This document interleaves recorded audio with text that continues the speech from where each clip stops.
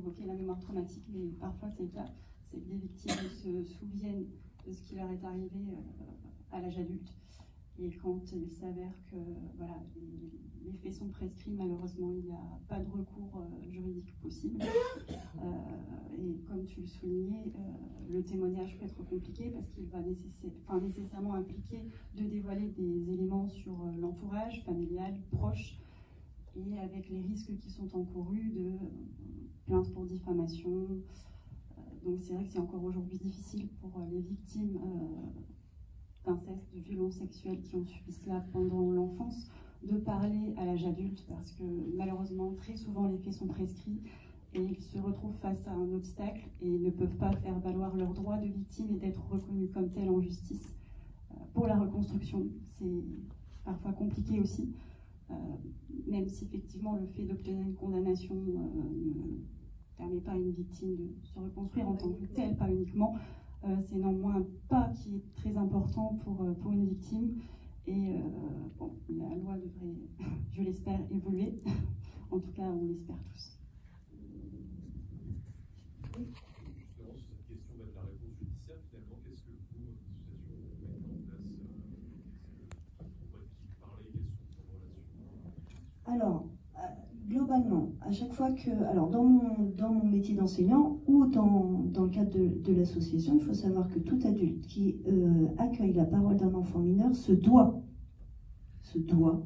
de faire une information préoccupante. C'est pas oui, mais je vais lui gâcher la vie. Non, en fait, on n'a pas à se poser la question. À partir du moment où il y a un mineur qui nous révèle des faits criminels, que ce soit des violences sexuelles ou autres, on va parler des violences sexuelles, on se doit de faire une information préoccupante. Donc moi, je fais des informations préoccupantes et vous voyez, la semaine dernière, clairement, j'ai respecté le protocole de l'éducation nationale, il ne me satisfait pas. Donc pour ma jeune, la réponse de la CRIP, ça a été, je vais diligenter une enquête sociale, ok, et pour le viol, c'est pas de mon ressort, c'est le procureur. Moi, la prochaine fois, j'écrirai directement au procureur qui, lui, après, diligentera à la fois une enquête et éventuellement une enquête sociale. Je ne dis pas qu'il ne faut pas faire une enquête sociale. Ce qui je me dis là, j'ai mis 2 jours pour poser mon témoignage parce que je voulais revoir la jeune pour avoir davantage de détails sur le nom des agresseurs. Et après réflexion, j'ai dit tant pis, je le fais et on verra pour les noms des agresseurs. Et en fait, finalement, j'ai encore une semaine perdue, puisqu'en fait, la jeune, elle est encore dans sa famille. Alors, je ne suis pas le procureur. Après, ça ne veut pas dire qu'il va se passer quoi que ce soit. Mais en tout cas, moi, je veux m'assurer que le procureur soit au courant que cette jeune, il y a quelques mois, a été violée par son oncle. Donc, voilà. Après, nous, on a des... J'ai vu, donc nous, on travaille avec une juriste, donc voilà, on a lancé, vous avez un petit flyer, on a lancé l'idée d'éventuellement pouvoir avoir des entretiens, en tout cas en amont d'une procédure judiciaire ou d'un dépôt de plainte pour accompagner la personne victime, à la fois dans la compréhension, dans qu'est-ce qu'elle peut faire, si elle veut qu'on l'accompagne auprès des forces de l'ordre, parce que c'est compliqué d'aller déposer plainte, on ne sait pas... On peut être très très bien accueilli comme accueilli de manière catastrophique. Donc le fait d'arriver avec quelqu'un, et d'autant plus quelqu'un qui est à la tête d'une association, ou en tout cas qui fait partie de l'association, ça fait bouger les choses. Après on a des avocats, donc on a une avocate dans le conseil d'administration, c'est Maître de Palma Papé qui est vraiment notre référente et vers qui j'oriente principalement les victimes qui s'adressent à moi. Pour autant, à un moment donné, elle croule déjà sous la tonne de dossiers. Donc là, on a déjà des avocats qui suivent nos formations. Parce qu'en fait, pour moi, c'est fondamental. En fait, le but de notre association, quand on oriente, que ce soit vers un psychologue ou vers un avocat, l'idée, c'est de faire gagner du temps. Des fois, on va rencontrer une personne qui a déjà vu un psychologue, 2 psychologues, 3 psychologues, un CMP, 4 psychologues, 5 psychologues, enfin bref, l'errance, parce qu'elle n'a pas trouvé le bon contact. Alors il y a une question de feeling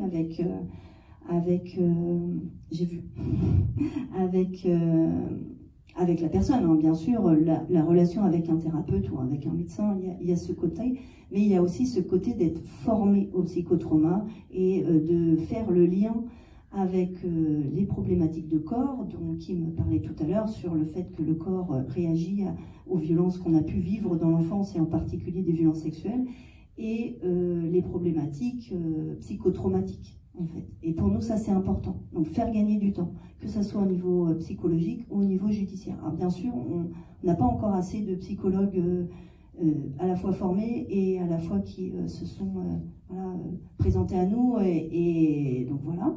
Et des juristes, bah, on en a deux, enfin on a une juriste et une avocate, et il y a 2 ou 3 avocats dans le département de l'Eure qui commencent vraiment à se former, à s'intéresser à la problématique des violences sexuelles.